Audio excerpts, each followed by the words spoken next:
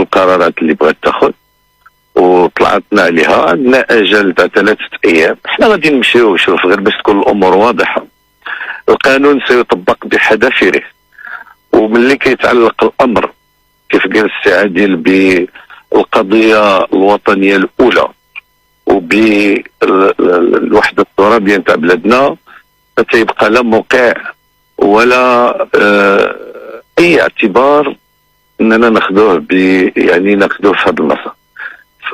الجامعه الملكيه المغربيه لكره القدم وصلت نهار الجمعه مع 9 الصباح بالقرارات، كان عندها المساطر نتاعها، كانت اجتماعات مكثفه للهيئات القانونيه. غادي نمشيو لابيل في كل القرارات، اننا تنعتبروا ان الفريق الوطني ما شاركش لظروف خارجه عن الاطار